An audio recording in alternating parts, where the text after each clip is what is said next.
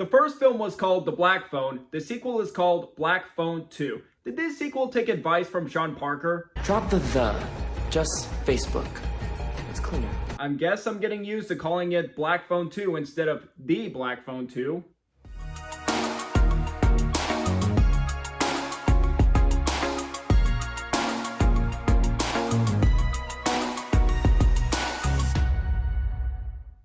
Hey movie buffs, I'm Jack Benner and welcome to my review of Black Phone 2. Black Phone 2 is the new horror sequel to 2022's The Black Phone, directed by Scott Derrickson, and this film stars returning actors from Mason Thames, Madeline McGraw, and Ethan Hawke. Set 4 years after Finney kills and escapes the grabber, Gwen is receiving calls in her dreams from the Black Phone and visions of 3 murdered boys from the grabber at a winter youth camp. Things are getting worse with the grabber returning from the dead to haunt them. Before I get into my review, any new viewers coming across my channel for the first time, welcome to my channel. I am Jack Benner. I do movie reviews on here, both old and new. And from time to time, I do some lists on here, either a top 5 or ranking video. So if you like either of those, you're definitely in the right place. You like movie content? Like what you see so far? Definitely considering that like and subscribe button for more exciting movie content down the road. I absolutely loved The Black Phone, and this would be my second favorite horror film of 2022 behind Barbarian. I thought this movie was intense, engaging, atmospheric, with excellent use of location and consistently riveting. It was a very well-directed horror movie from Scott Derrickson, who also directed The Exorcism of Emily Rose, Sinister, and the first Doctor Strange. And both child performances from Mason Thames and Madeline McGraw were great. And Ethan Hawke absolutely stole the show as the grabber, just turning in a memorable horror villain performance from a terrific actor like him. And that was such an exciting testament to see more of Ethan Hawke's versatility as an actor. Based on the predecessors ending, I thought it would have been a very satisfying standalone film after, spoiler alert, Finney kills the grabber. But when it was announced that The Black Phone was getting a sequel, I felt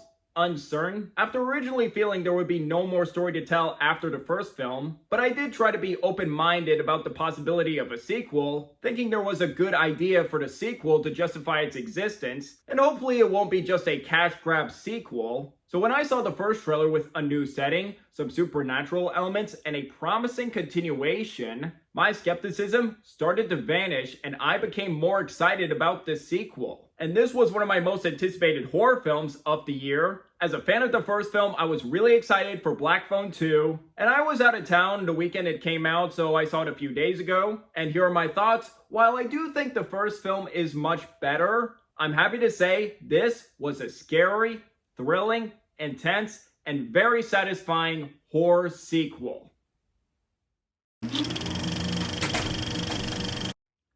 To start my pros on what's notable about Black Phone 2 is Scott Derrickson's direction. If his previous horror work hasn't proven it enough already, this film will certainly continue to prove that he is a talented horror director.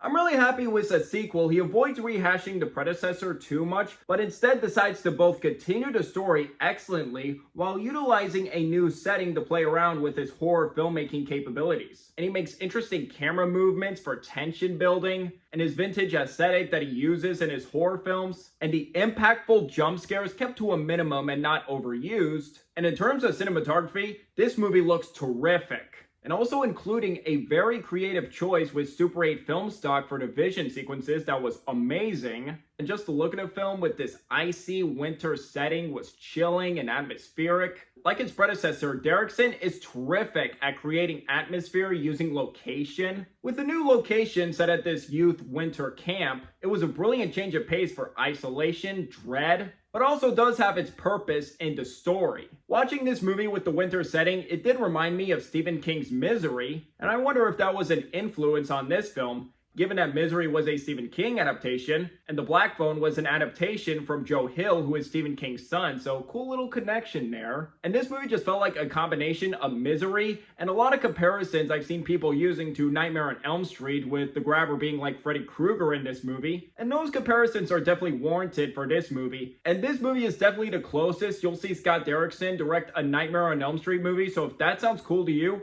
go see this movie. And the new location is an amazing opportunity to craft thrilling sequences that'll have you on the edge of your seat. And especially in this one kitchen scene that was a great blend of supernatural and reality. This sequel just goes scarier and gorier than the first film. Definitely valid that this sequel cranks the tension high, knowing that the Grabber is out for revenge against Finney and Gwen, and now he's even more ruthless in the sequel. It's definitely an intense film. And another thing that is praiseworthy about Black Phone 2 is once again a terrific trio of performances from Mason Thames, Madeline McGraw, and Ethan Hawke. Particularly with Thames and McGraw. They both excel at being the emotional weight of the film, delving in with the emotional depth of their characters in the sequel, with them being older and adjusting to life after captivity. And Mason Thames is once again great as Finney. In contrast to what Finney was in the first movie, in Black Phone 2 he's a little older and more tougher, knowing he escaped from the Grabber, and he's been having a reputation of being known as the kid who escaped from the Grabber and has been getting in fights. And you do feel for him trying to adjust to life and trying to live a normal life, but he's also struggling with PTSD and he's always thinking about the Grabber and that location. And I felt like that just makes him more of a layered and sympathetic character in the sequel. And I think this is a young actor that is continuing to impress me both with the first movie, and I thought he did a great job as Hiccup in the live action How to Train Your Dragon recently. And I'm happy to see him get more movie roles, and I think he has a bright future. And then we get to Madeline McGraw returning as Gwen.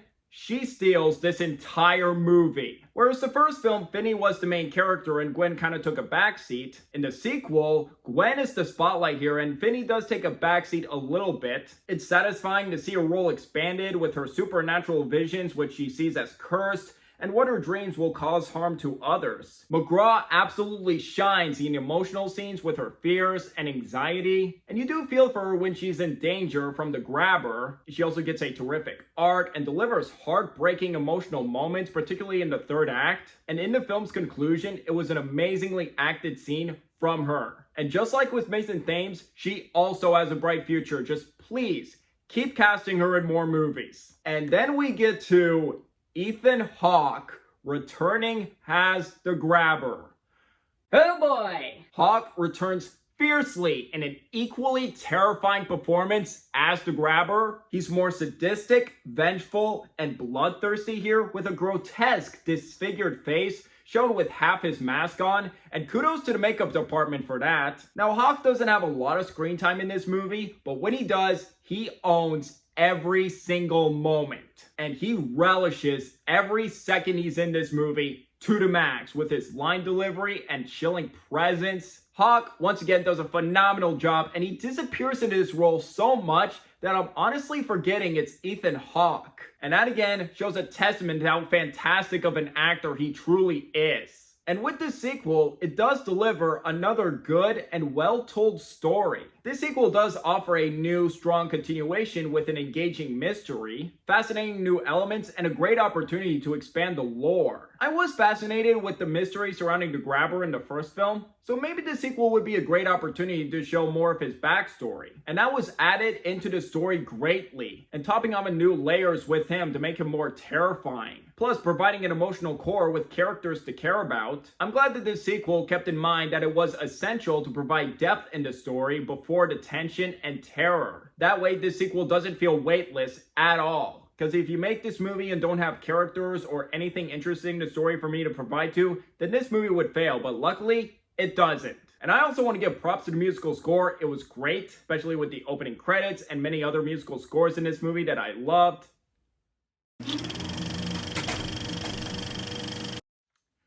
Sadly, I do have some issues with this sequel. I will get to those right now. First, I did feel like the pacing was inconsistent, especially with the first half of this movie. It does feel a bit slow, taking its time to introduce the story, what the characters are going through. While it is important, it's also felt like it's trying to find its footing in the story, and then it finds a moment where, okay, things are picking up, this is where things are going. And there were other times where it was well paced and tight, but then other times it can slow down a bit. And second, there were some other supporting characters in the story, some few like some guidance counselors at this youth camp, that I felt like could have added more purpose to the story that I kind of just felt like were just there, didn't really get a whole lot to do, kind of just a bit underdeveloped.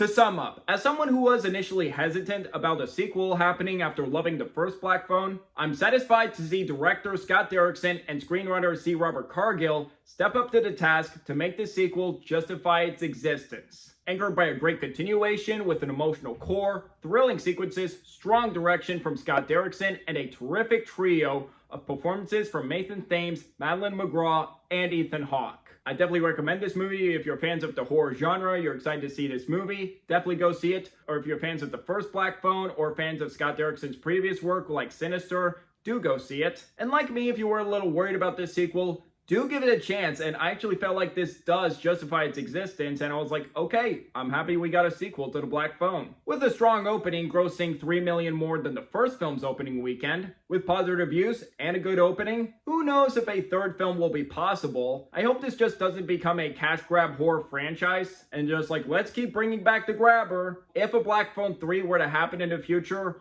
only make it if there's a good idea for a sequel, like with this movie. So if a Black Phone 3 is confirmed in the future, I'd be looking forward to it. And now to grade it, I'm going to give Black Phone 2 4 stars out of 5, a B+. This has been a banner year for the horror genre with both original films like Sinners and Weapons, two of my favorite films of the year so far, and sequels I also like 20 Years Later and Final Destination Bloodlines. And we got another horror sequel coming out in December, Five Nights at Freddy's 2, also from Blumhouse. I did see the trailer for that in front of Black Phone 2. I'm not really looking forward to that sequel at all. I hated the first Five Nights at Freddy's movie, and the trailer for the sequel is just not really impressing me that much, but I will give it a chance in December and to see how it goes. And we'll see if it's better than the first, but I'm not sold. With Halloween right around the corner, looking for a scary and thrilling horror movie to go see this October, definitely go see Black Phone 2. So I would like to hear from you guys. What do you guys think of Black Phone 2? Have you seen it? Do you agree? Disagree with my review? Or if you haven't seen it, are interested in seeing the film or not? Let me know down below. Did you enjoy hearing my thoughts on this movie and would like to see more reviews like this in the future? If yes, please hit that like and subscribe button if you're new here, and don't forget that notification bell for my next upload in the future. It really means a lot. My social media links will be in the description down below. You can find me on Twitter, Instagram, and TikTok. And if you'd like to see my written reviews, I do have a letterbox, so if you'd like to follow me on there as well. And until the next video, I'm Jack Benner, and look forward to another movie review.